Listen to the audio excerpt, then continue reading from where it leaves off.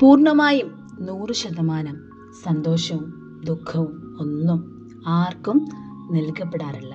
ഇവിടെ പ്രകൃതിക്ക് അതിൻ്റെതായ നിയമങ്ങളുണ്ട്. എല്ലാവർക്കും എല്ലാം തുല്യമായി തന്നെ വിധിച്ചു കൊടുക്കുകയും ചെയ്യും. പക്ഷേ അതിന് നാം ചിലപ്പോൾ കുറച്ച് കാത്തിരിക്കേണ്ടി വരുമെന്ന് മാത്രം. നമ്മുടെ ജീവിതത്തിലേക്ക് കടന്നു വരുന്ന ഏതൊരു പ്രശ്നവും അത് നാം എങ്ങനെ പ്രതികരിക്കുന്നു എന്നതിൻ്റെ അടിസ്ഥാനത്തിലാണ് നമ്മുടെ ജീവിതത്തിൽ അതിന് പ്രസക്തി ഉണ്ടാകുന്നത്.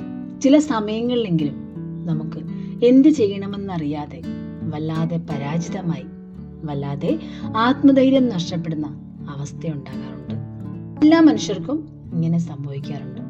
ഒരു തീരുമാനമെടുക്കാൻ സാധിക്കുന്നില്ല, വല്ലാതെ പതറിപ്പോകുന്നു. ഇത്ര നാൾ ആത്മധൈര്യത്തോടെ ആത്മവിശ്വാസത്തോടെ ജീവിതത്തിൽ മുന്നോട്ട് വന്നവരാണ്. പക്ഷേ ഈ ഒരു നിമിഷം വല്ലാതെ പതറിപ്പോകുന്നു. ഇങ്ങനെയുള്ള ഒരു സാഹചര്യത്തിൽ മറ്റുള്ളവർ ഉപദേശം അത് ഏറെക്കുറെ ചിലപ്പോൾ നമുക്ക് പ്രയോജനപ്പെട്ടേക്കാം. പക്ഷേ 100% നിങ്ങൾക്ക് ഫലം തരുന്നത് നിങ്ങൾ നിങ്ങളുടെ ജീവിതത്തെ ഒന്ന് വിശകലനം ചെയ്യുക എന്നുള്ളത് മാത്രമാണ്. നിങ്ങൾക്ക് അവിടെ ഒരു യോദ്ധാവിനെ കാണാൻ സാധിക്കും. ഒരുപാട് കാര്യങ്ങൾ, ജയവും പരാജയവും ഒക്കെ കടന്നു വന്ന ഒരു മനുഷ്യൻ.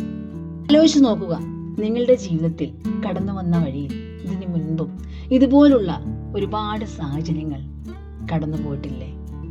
ഇതിനേക്കാൾ കാഠിന്യമായ വഴിയിലൂടെ നിങ്ങൾ യാത്ര ചെയ്തിട്ടില്ലേ ഇതുവരെ എത്തിയത്? അന്നൊക്കെ നിങ്ങൾ അതിനെ അതിജീവിച്ചവരല്ലേ? ഇപ്പോഴും ആ മനുഷ്യൻ തന്നെയല്ലേ നിങ്ങൾക്ക് കുറച്ച് മാറ്റം വന്നത് നിങ്ങളുടെ പ്രായത്തിൽ മാത്രമാണ്.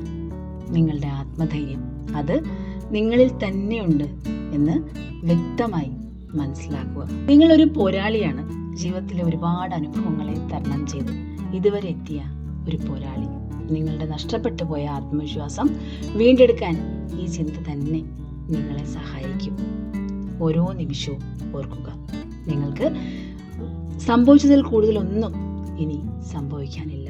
ഒരുപാട് നഷ്ടങ്ങൾ, പ്രയാസങ്ങൾ, വേദനകളൊക്കെ സഹിച്ചാണ് നിങ്ങൾ ജീവിതത്തിൽ ഇതുവരെ എത്തിയത്. ഇനി മരണത്തേക്കാൾ കൂടുതൽ നമുക്കൊന്നും സംഭവിക്കാനുമില്ല. എപ്പോഴും പേടിക്കാതിരിക്കുക. നിങ്ങളുടെ മനസ്സിലെ ഭയമാണ് നിങ്ങളെ ഏതൊരു കാര്യത്തിൽ നിന്നും പിറകോട്ട് വലിക്കുന്നത്. ആത്മവിശ്വാസം വീണ്ടെടുക്കുക. എല്ലാവർക്കും ശുഭദിനം.